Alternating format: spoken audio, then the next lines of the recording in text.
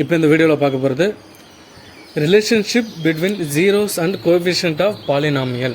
Relationship between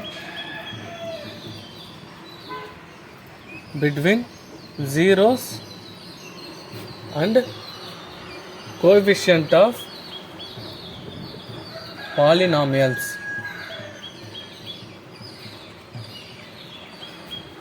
ஜீரோஸ்னு சொல்லலாம், இல்லைனா இதை ரூட்ஸ்னு சொல்லலாம். சரியா? மெட்ரிக்கில் இதே வார்த்தையை நமக்கு ரூட்ஸ்னு யூஸ் பண்ணியிருப்பாங்க. சிபிஎஸ்சியில் யூஸ் பண்ணும்போது ஜீரோஸ்னு சொல்லுவாங்க. சிபிஎஸ்சி சொல்லும்போது இதை ரூட்ஸ்னு கூட சொல்லலாம்னு சொல்லியிருப்பாங்க. சரி, இப்போது இது ஜீரோஸ் ரூட்ஸ் எந்த வார்த்தையை யூஸ் பண்ணாலும் நம்ம ஒரு பாலினாமியல் எடுத்துக்கிட்டால் அந்த பாலினாமியலை ஜீரோ ஆக்கிறதுக்கு ஒரு கிடைக்கிற ஒரு வேல்யூ தான் ஒரு ஜீரோன்னு எடுத்துக்கலாம். சரியா? இப்போ எப்படின்னா, இப்போ 2x + 3 அப்படின்னா எக்ஸுக்கு நாம் என்ன வேல்யூ கொடுத்தா இங்கே ஜீரோ வரும் இந்த டோட்டல் எக்ஸ்பிரஷன் அப்படின்னு பார்த்தா எக்ஸுக்கு நம்ம என்ன வேல்யூ கொடுக்கலாம்? ஒரு மைனஸ்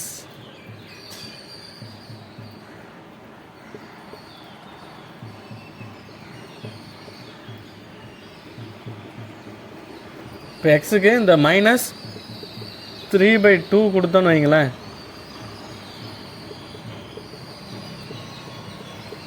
-3 + 3 0 ஆகிடுமா? 0 கிடச்சிருமா? ஓகேவா? இப்போ அந்த மாதிரி ஜீரோஸ்ன்றது இப்போ என்னென்னு புரிஞ்சிருக்கும். இப்போ நம்ம குவாட்ரட்டிக் ஈக்குவேஷனுக்கு ஜீரோஸ் கண்டுபிடிக்கணும். இப்போ இது வந்து லீனியர் ஈக்குவேஷன்னா அதோட அதிகபட்சம் இப்போ 2x + 3 எழுதணும்ல, +3 இதோட வேரியபிளில் உள்ள அதிகபட்சம். ஃபஸ்ட்டு இது வந்து பாலினாமியல் இன் ஒன் வேரியபிள், ஒரே ஒரு வேரியபிள் தான் இருக்குது, எக்ஸ் மட்டும் தான் இருக்குது. எக்ஸ்லேயும் அதிகபட்ச பவர் 1 தான் இருக்குது. அப்போ இது லீனியர் ஈக்குவேஷன். இதே இடத்துல நமக்கு வேறு ஒரு எக்ஸாம்பிள் இருக்குன்னு வைங்களேன். 2x² அப்புறம்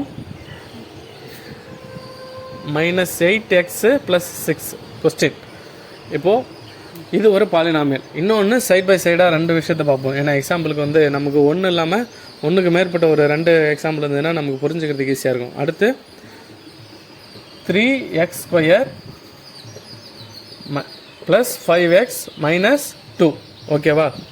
இப்போது இது ரெண்டுத்தையுமே நம்ம சால்வ் பண்ணுறதுக்கு நம்ம சிபிஎஸ்சி பொறுத்த வரைக்கும் ஒரு மெத்தட் இருக்கும். என்னென்னா, இப்போது இந்த x² கோஎஃபிஷியன்ட்டையும் கான்ஸ்டன்ட்டையும் மல்டிப்ளை பண்ணால் 12 வருது, +12 வருது. அதே மாதிரி இந்த எக்ஸோட கோஎஃபிஷியன்ட் இருக்கு இல்லையா, ஒரு நிமிஷம், இந்த எக்ஸோட கோஎஃபிஷியன்ட் -8 இருக்கு இல்லையா, இதை ரெண்டாக பிரித்து மல்டிப்ளை பண்ணால் +12 வரணும், கூட்டினா -8 வரணும். இப்போ எப்படி பண்ணலாம்? -6 × -2 வந்து 12 வரும். இது ரெண்டுத்தையும் கூட்டினா -8 வரும். -6 -2 கூட்டினா -8 வரும். ஓகேவா? அப்போ இந்த 2x² - 6x - 2x + 6. இப்போ நல்லா பார்த்துங்க, இந்த எக்ஸ்பிரஷனை திரும்ப ரிவர்ஸ் கொண்டு போனால் எந்த டிஸ்டர்பும் ஆகாது. 2x² அப்படியே போயிடும், +6 அப்படியே போகும். -6xம் -2xையும் கூட்டினா -8x மாறிடும். இப்போது இது இந்த மாதிரி பிரிஞ்சதுக்கப்புறம் மொத்தம் 4 டைம் இருக்குது. காமனாக ஏதாவது ஒரு வேரியபிளோ இல்லை கான்ஸ்டண்ட்டாக இருக்கிற மாதிரி 2 டைமை காமனாக எடுக்கணும். இப்போ இந்த 2 டைமில் 2 காமனாக இருக்குது. இந்த 6ஐ 2 × 3ன்னு போடலாம். அப்போ இதில் 2 காமனாக இருக்குது. சரியா?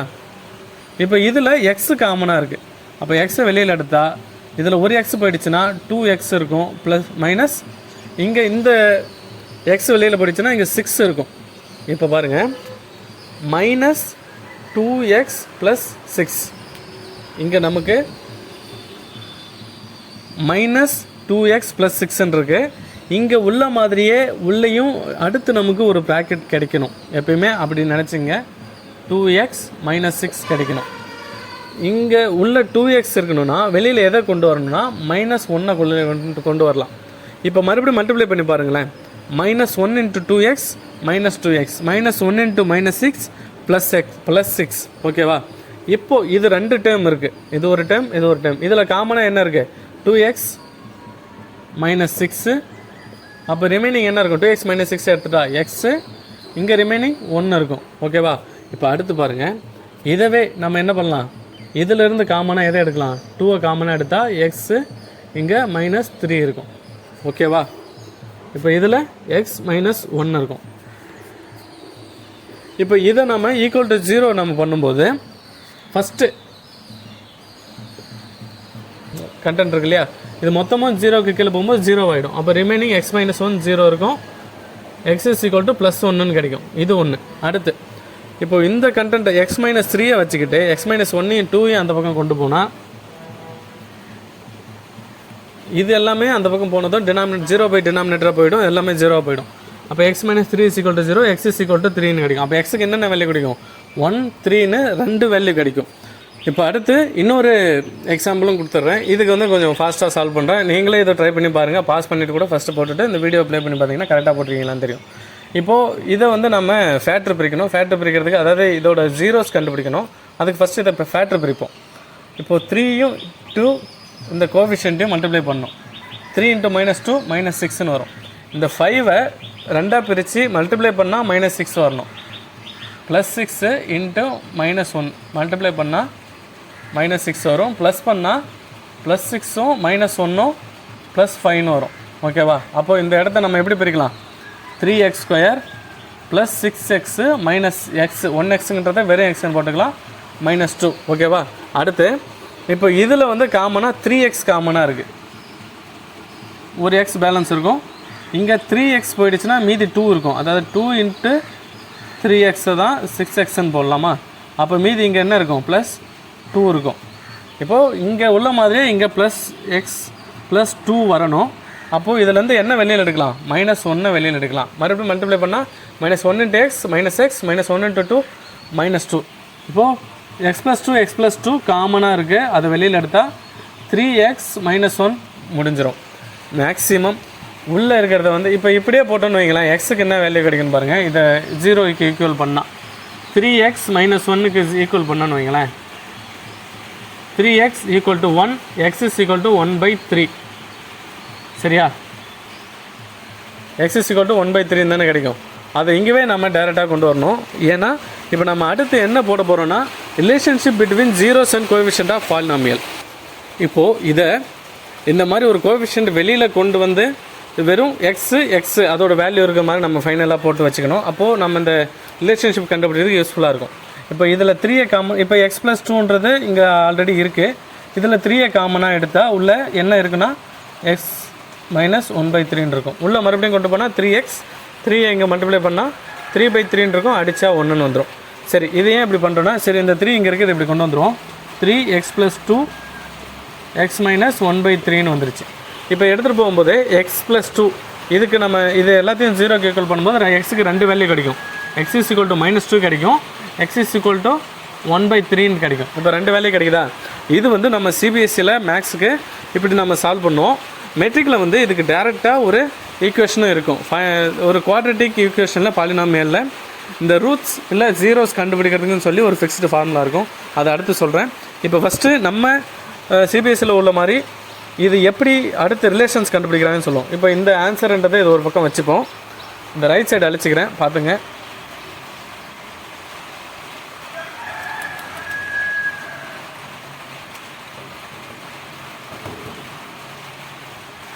இதுக்கு என்ன ஆன்சர் கிடச்சிது? x is equal to -2, x is equal to 1/3ன்னு கிடச்சிது. இது என்னென்னா இப்போ கடைசியாக நமக்கு என்ன ஃபார்மேட் கிடச்சிது? x - 3 x - 1. இப்போது ஆன்சர்னு கிடச்சது 1 3 1 1ன்னு கிடச்சிருக்கு. ஜீரோஸ் இருக்குது பார்த்தீங்களா? குவாட்ரட்டிக் ஈக்குவேஷனில் ஜீரோஸ்ன்றது 2 கிடைக்கும். ரூட்ஸ்னாலும் ஜீரோஸ்னாலும் ஒன்று சொன்னால் 2 வேல்யூ கிடைக்கும். ரெண்டுமே ஈக்குவலாகவும் இருக்கலாம், வெவ்வேறுவாகவும் இருக்கலாம். இப்போது இந்த இது பேர் ஆல்ஃபா. இது ஒரு ஆன்சருக்கு ஆல்ஃபானும் இன்னொரு ஆன்சருக்கு பீட்டானு பேர் வச்சுப்போம். இப்போ இந்த ஃபார்மெட்டை அப்படியே எப்படி எழுதலாம்? இந்த 2ன்னு ஒரு நம்பர் இருக்குது பார்த்தீங்களா? இது இல்லாதப்போ இந்த இடத்துல 1 இருக்கிறதா அர்த்தம்னு வச்சுங்க. இப்போ இங்கே கிடைக்கிற அந்த 2வும் இப்போ இதோட ஃபார்மெட்டில் கடைசியாக ஒன்று கிடைச்சது பார்த்தீங்களா? 3 × x + 2 x - 1/3ன்னு கடைசியாக கிடைச்சதா? அதில் வந்து இந்த கான்ஸ்டண்ட்டாக வெளியில் வந்து வச்சுங்க. அதுவும் 3. இந்த 3யும் இந்த ஏவோட கோஎஃபிஷியன்ட்டும் x² கோஎஃபிஷியன்ட், அதாவது இந்த x² உள்ள கோஎஃபிஷியன்ட்டை ஏனோ இந்த எக்ஸோட கோஎஃபிஷியன்ட்டை பீனோ இந்த கான்ஸ்டண்ட்டை சீன்னு சொல்லணும்ல. அப்போது இந்த x² கோஎஃபிஷியன்ட்டும் இந்த கடைசியாக தனியாக வெளியில் வர இந்த கான்ஸ்டண்ட்டும் சேமாக இருக்கும். இப்போ இதுலேயும் பார்த்தீங்கன்னா அதே மாதிரி நமக்கு சேமாக இருக்கும். 2 2 இதுலேயும் 3 3 இருக்குது. சரி, இப்போ இந்த 3ஐ வந்து k அப்படின்னு ஒரு கான்ஸ்டண்ட்டாக வச்சுக்கும். கேங்கிற ஒரு கான்ஸ்டண்ட்டாக வச்சுங்க. இந்த x + 2 1 வந்து ஆல்ஃபா, ஒரு வேல்யூ வந்து நமக்கு என்ன கிடைக்குது? ஆல்ஃபா. இது என்னவாகும்? இந்த வேல்யூ இங்கே உள்ளது அந்த பக்கம் போகும்போது சிம்பிள் மாறும். அப்போ இது எப்படி போடலாம், எக்ஸ் மைனஸ் ஆல்ஃபான்னு போட்டுக்கலாம். இன்னொன்று எக்ஸ் மைனஸ் பீட்டான்னு போட்டுக்கலாம். ஓகேவா? இது பார்த்தீங்கன்னா இது ஆல்ஃபா 1, இது வந்து 3ங்கிறது பீட்டா. இந்த ஆல்ஃபாவை இங்கே என்னென்னு போட்டுருங்க, X minus alpha, X minus 1. இங்கே பார்த்தீங்கன்னா இது 3 +3 தான் பீட்டா, ஆனால் இங்கே -3ன்னு போட்டிருக்காங்க. அப்போ மைனஸ் பீட்டா. ஓகேவா? அதனால தான் இங்கே போட்டிருக்கோம். இந்த கான்ஸ்டண்ட்டை அது ஒவ்வொரு குவாட்ரேட்டிக் ஈக்குவேஷனுக்கும் ஒவ்வொரு கான்ஸ்டன்ட் வரும், அதனால் அது காமனாக நம்ம கேன்னு போட்டுக்கிறோம். இப்போ இதை நம்ம மல்டிப்ளை பண்ணோமே, x into x x square, x into minus beta x beta, alpha into x minus x alpha, alpha into beta minus into minus plus alpha beta. ஓகேவா? இப்போ இதில் பாருங்கள், எக்ஸ் ஸ்கொயர் அப்படியே வச்சுங்க. இதில் எக்ஸ் காமனாக இருக்குது, மைனஸ் எக்ஸு வெளியில் எடுத்துட்டா ஆல்ஃபா ப்ளஸ் பீட்டா உள்ளே இருக்கும். மறுபடியும் மல்டிப்ளை பண்ணால் minus x into alpha minus x alpha minus x into beta minus x beta plus இந்த alpha beta alpha into beta அப்படியே இருக்கும். இப்போ வெளியில் காமனாக கான்ஸ்டன்ட் இருக்கா, இந்த கான்ஸ்டண்ட்டை உள்ளே கொண்டு போங்க. K X square minus K X alpha plus beta plus K alpha beta. சரி, இந்த இப்போ நமக்கு கிடைச்சது பார்த்தீங்களா, இது எதோட ஃபார்மேட்லேருந்து நம்ம எடுத்ததுன்னு சொன்னேன்.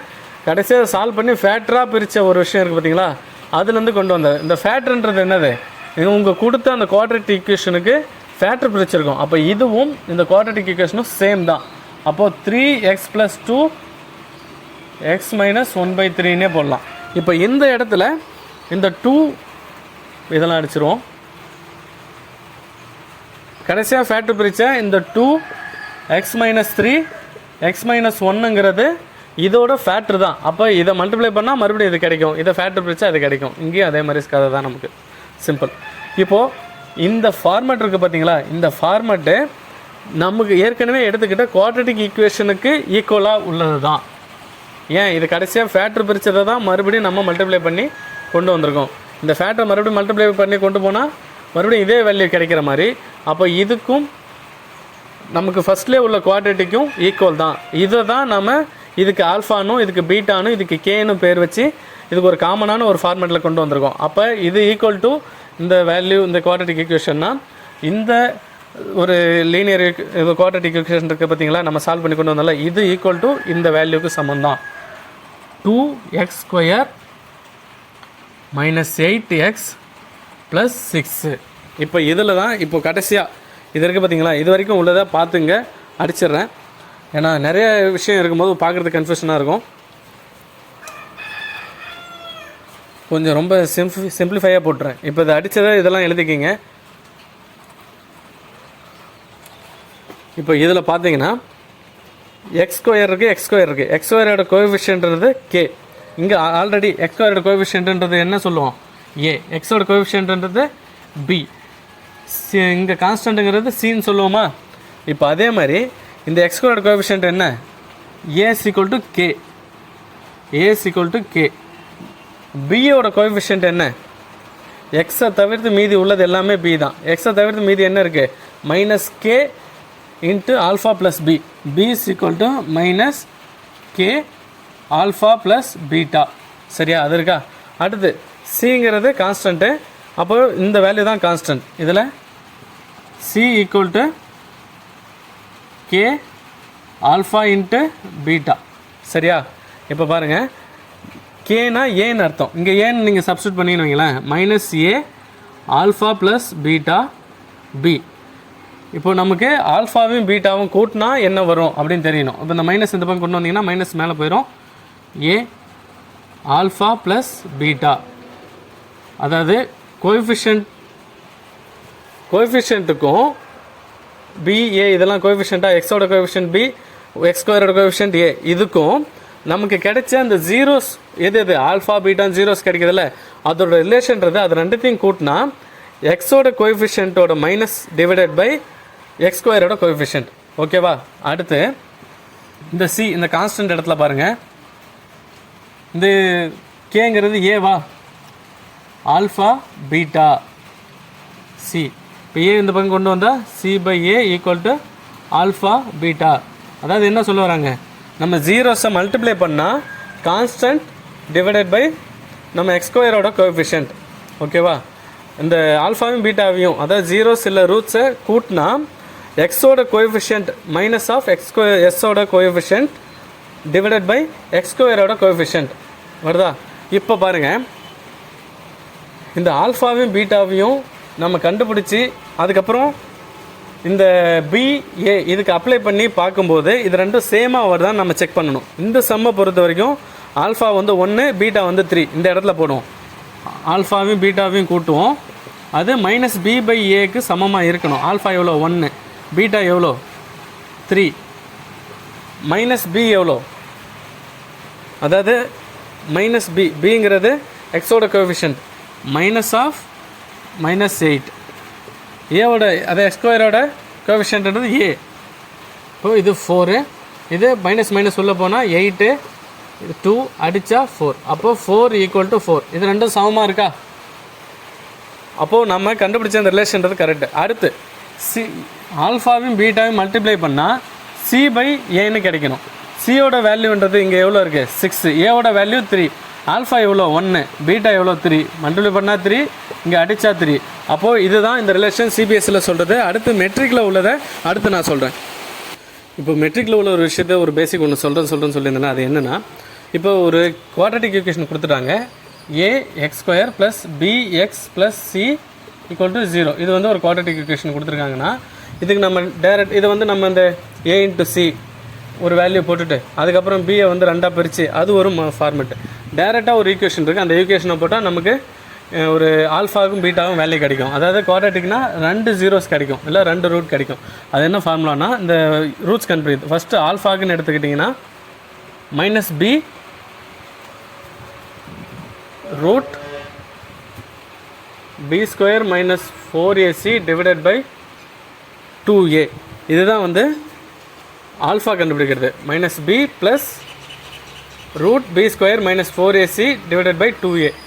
பீட்டா கண்டுபிடிக்கிறதுக்கு formula -B - B² - 4AC divided by 2A. இது எதுக்கு? ஒரு குவாட்ரட்டிக் ஈக்குவேஷனுக்கு. சரிங்களா? இதில் குவாட்ரட்டிக் ஈக்குவேஷனை பொறுத்த வரைக்கும் B 0வாக இருக்கலாம், C 0வாக இருக்கலாம், ஆனால் A 0வாக இருக்கக்கூடாது. ஏன்னா இப்போ இந்த சிக்கு பக்கத்தில் ஒரு x⁻0 இருக்கிறதா கூட அர்த்தம். டிகிரிங்கிறது அந்த ஈக்குவேஷன்ஸில் ஏதோ ஒரு எக்ஸோட அதிகபட்ச எக்ஸோட வேரியபிள் தான் டிகிரின்னு சொல்லுவாங்க. இப்போது இந்த ஈக்குவேஷனில் A 0வாக இல்லாத போது கன்ஃபார்மாக x² இருக்கும். அப்போ அதிகபட்ச டிகிரி 2, அப்போ டிகிரி 2. ஒருவேளை இந்த இடம் 0 ஆயிடுச்சுன்னா ஒன்றும் பிரச்சனை இல்லை, அப்பையும் x⁻2 இருக்கும். ஏன்னா ஏக்கு வேல்யூ இருக்கும், அப்பையும் அது டிகிரி 2 தான். அது குவாட்ரட்டிக் தான். கான்ஸ்டன்ட் 0 வந்தாலும் பிரச்சனை இல்லை, ஏன்னா அப்பையும் இதுக்கு வேல்யூ இருக்கும்போது x² இருக்கும், அதுக்கும் டிகிரி 2 தான். A 0வாக இருக்கும்போது x² ஒன்று இல்லாமல் போயிடும். ஸோ அதோட டிகிரி 1ஆக மாறிடும். அப்போ இது லீனியர் ஈக்குவேஷனாக மாறிடும். குவாட்ரட்டிக் ஈக்குவேஷனில் A 0வாக இருக்கக்கூடாது, அதாவது x² கோஎஃபிஷியன்ட் A 0வாக இருக்கக்கூடாது. ஓகேவா? சரி, அடுத்து இப்போ ஆல்ஃபாவுக்கு கண்டுபிடிக்கிறதுக்கு டேரெக்டாக இந்த ஃபார்முலா B என்ன வேல்யூவோ அதை எடுத்துகிட்டு வந்து இங்கே அப்ளை பண்ணிடுவீங்க. சிக்கு என்ன வேல்யூ அப்ளை பண்ணுவீங்க, ஏக்கு என்ன வேல்யூ அப்ளை பண்ணி நீங்கள் கண்டுபிடிச்சிருவீங்க. இப்போது பீட்டாவுக்கும் அதே மாதிரி தான். இதில் அப்ளை பண்ணால் ஆல்ஃபா பீட்டா கிடச்சிரும். இப்போ ஆல்ஃபாவையும் பீட்டாவையும் கூட்டினா -B/A எப்படி கிடைக்கும்? இந்த ஆல்ஃபா பீட்டா மல்டிப்ளை பண்ணும்போது C/A எப்படி கிடைக்கும் அப்படின்னு பார்ப்போமா? இதான் ஆல்ஃபா வேல்யூ, இதான் பீட்டா வேல்யூ. இது ரெண்டுத்தையும் கூட்டும். இது ரெண்டுத்தையும் கூட்டினீங்கன்னு வைங்களேன், காமனாக ஆல்ஃபா ப்ளஸ் பீட்டா. இதையும் எடுத்துருவோம் மேலே உள்ளதை. அதாவது தேவையில்லாதெல்லாம் நம்ம எடுத்து பார்க்கும்போது கொஞ்சம் கன்ஃபியூஷன் இல்லாமல் இருக்கும்.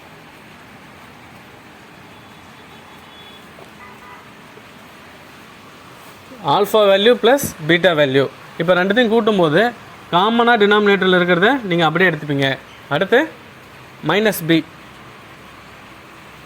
இங்கே plus root of B² - 4AC, இங்கே -B² root of B² - 4AC. இந்த ப்ளஸ்ஸும் மைனஸும் கேன்சல் ஆகிடும்.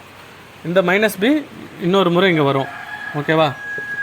-2B/A 2A 2 × 2 அடித்தா -B/A. அப்போ ஆல்ஃபாவையும் பீட்டாவையும் கூட்டினா மைனஸ் பி பை ஏங்கிறது இதிலே நமக்கு தெரியும்.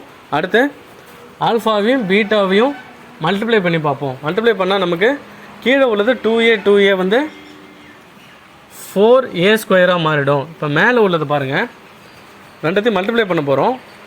இது ஒரு டேர்மாக இருக்கும், இது ஒரு டேர்மாக இருக்கும். நல்லா பார்த்தீங்கன்னா a + b a minus b, a + b a minus b என்னன்னு போடுவோம், a ஸ்கொயர் மைனஸ் b ஸ்கொயர்னு போடுவோம். ஏங்கிறது மைனஸ் b, மைனஸ் பியோட ஸ்கொயரு மைனஸ் பிங்கிறது இங்கே என்ன, இந்த ரூட்டோட இருக்குல்ல, இதுதான் ஒட்டு மொத்தமாக b.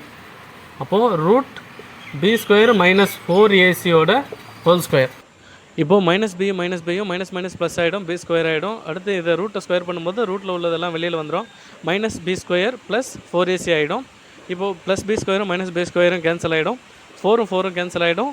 மேலே உள்ள ஏவும் கீழே a ஸ்கொயரில் ஒரு ஏவும் கேன்சல் ஆகும், c பை a. அப்போ ஆல்ஃபாவையும் பீட்டாவையும் மல்டிப்ளை பண்ணும்போது c பை ஏங்கிறது நமக்கு கிடைக்கும். இது வந்து நம்ம மெட்ரிக்கில் உள்ள relations between zeros and coefficient of பாலினாமியல்ஸும் ரைட் சைடில் இருக்க நம்ம சிபிஎஸ்சியில் உள்ள கோஎஃபிஷியன்ட் இதை இந்த ரிலேஷன்ஸ் கண்டுபிடிச்சோம்ல, இதுவும் சேமாக தான் இருக்கும். நீங்கள் உங்களுக்கு கொடுத்ததை ஃபாலோ பண்ணிக்கோங்க.